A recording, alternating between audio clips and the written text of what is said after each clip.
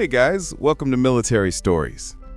All right, buckle up, because today's story is absolutely wild. We're diving into one of the craziest, most creative, and least known operations of World War II. A mission where the U.S. Army didn't use tanks, bombs, or soldiers to fight. They used artists. Yeah, you heard that right. Artists. Today's story is about the Ghost Army, the unit that fooled Hitler's forces using paint, sound effects, and pure imagination. Picture this. It's 1944. Europe is burning under the chaos of World War II. The Allies are pushing toward Germany after the D-Day landings.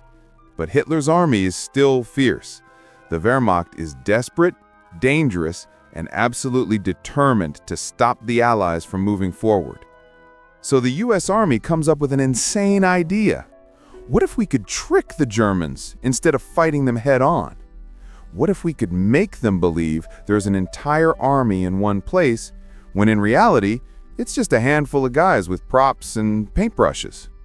Sounds like a Hollywood script, right? Well, this one's real. The unit was officially called the 23rd Headquarters Special Troops, but among soldiers, they were simply known as the Ghost Army. And they were unlike anything the U.S. military had ever created. Their mission? Simple to say, impossible to pull off. Deceive the enemy. Make them see and hear things that weren't real.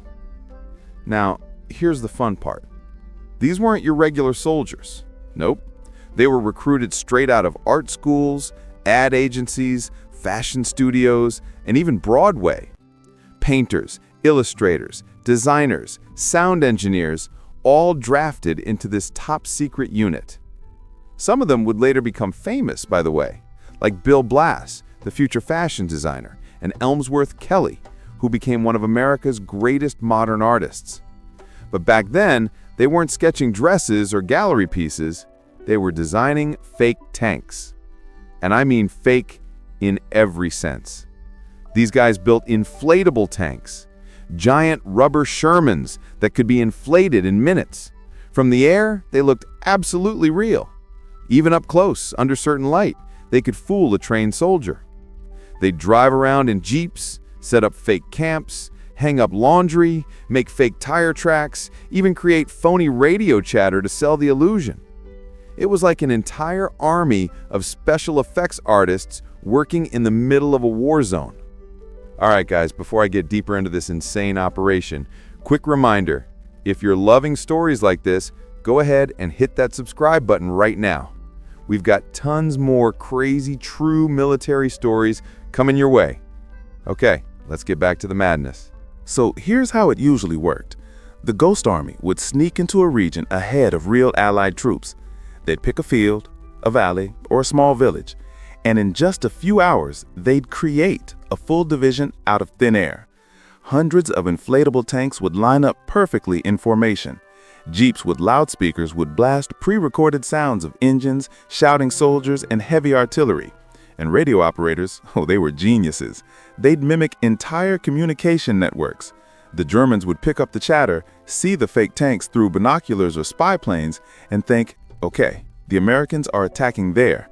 Meanwhile, the real Allied divisions would be moving somewhere else entirely, undetected. One of their biggest and most successful deceptions happened in June 1944, right after D-Day. The Allies had landed in Normandy, but they needed to cross the same river and push deeper into France. If the Germans figured out where the real crossing would happen, it could be a disaster. So the Ghost Army got to work. They rolled out their inflatable tanks and fake artillery near the city of Sèvres, south of Paris. They blasted engine noises and fake radio calls, making it seem like an entire division. Thousands of men in hundreds of tanks was preparing to cross the river there. The Germans totally bought it. They redirected troops and artillery to the fake location, leaving the real crossing point wide open. That deception saved countless Allied lives, and it was pulled off by artists with rubber tanks. But it wasn't always easy. These guys were operating just a few miles from enemy lines. Sometimes German scouts would get close, too close, and if they ever discovered the truth, the Ghost Army could have been wiped out in minutes. One night, during an operation in Luxembourg, German patrols got dangerously close to their fake artillery positions. The soldiers inside those tanks? Just two guys with air pumps and nerves of steel. They deflated the tanks, hid in the bushes, and prayed the Germans wouldn't notice. Miraculously, they didn't. The Ghost Army lived to trick another day. Let's talk about their sound deception for a second, because this was straight up next level. The U.S. Army actually worked with engineers from Hollywood to create sound libraries of tanks, trucks, and entire armies. They recorded them using giant speakers, then mixed and edited the tracks, basically like early sound design. They'd play them through huge speakers mounted on jeeps, sometimes so loud they could be heard 15 miles away. Imagine being a German soldier at night, hearing what sounds like hundreds of tanks rolling toward you, only to find nothing. That's psychological warfare at its finest. They even faked radio networks. They had operators pretending to be entire divisions, sending fake messages, complete with realistic jargon, schedules, and fake codes.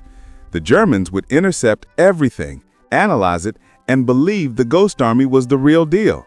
The funny thing? The Ghost Army was tiny, only about 1,100 men, and yet they created the illusion of a force over 30,000 strong. All right, guys, let's pause for a quick breather. If you're enjoying this wild ride through WW2's most creative mission, don't forget to drop a like and subscribe. It helps a ton and lets me keep bringing you these mind-blowing true stories. Okay, back to it. By late 1944, the Ghost Army had pulled off more than 20 major deceptions across Europe. Their final and most dangerous mission came in March 1945, during the Allies' push toward the Rhine River, Germany's last major natural defense. The plan? Convince the Germans that the U.S. Ninth Army would cross the Rhine north of the town of Wesel. Meanwhile, the real crossing was happening 10 miles south. The Ghost Army rolled in, set up fake tanks, built dummy bridges, and even had soldiers march around in fake unit patches to sell the illusion. They used sound trucks, lights at night to simulate movement, and fake radio chatter. For days, the Germans believed the deception completely. When the real Ninth Army crossed elsewhere, they faced almost no resistance. The operation was a total success, and it helped accelerate the fall of Nazi Germany. When the war finally ended, the Ghost Army's work was classified for more than 50 years. Even the soldiers' families had no idea what they'd been doing in Europe. They weren't allowed to talk about it, not a word. Many of them came home, went back to painting, designing, or sculpting, never bragging about their secret missions. It wasn't until the 1990s that their stories started coming out, and when it did, people were stunned. Think about it. These weren't warriors with guns. They were artists who used creativity as a weapon. They fought not with violence, but with illusion, and they saved thousands of lives in the process. There's something poetic about that. The Ghost Army showed that art, imagination, can literally change the course of history. In 2022, the Ghost Army finally received a long-overdue recognition, the Congressional Gold Medal. Many of the surviving members, now in their late 90s, were honored for their bravery and creativity. One of them said something that really stuck with me. "We didn't carry rifles, we carried paintbrushes, but our mission was deadly serious." And that's what makes this story so incredible. They used deception, creativity, and pure guts to outsmart one of the most dangerous armies in history. If you ever look at a photo of World War II tanks lined up in a field, just remember, some of them might have been balloons. And behind those balloons were guys sketching, painting, and laughing quietly, knowing they were pulling off one of the greatest military pranks of all time. So the next time someone says art can't change the world, tell them about the Ghost Army. A bunch of artists, designers, and dreamers who used creativity to save lives and outwit a dictator. All right, guys, that's all for today's story. The Ghost Army. Artists who fooled Hitler's forces.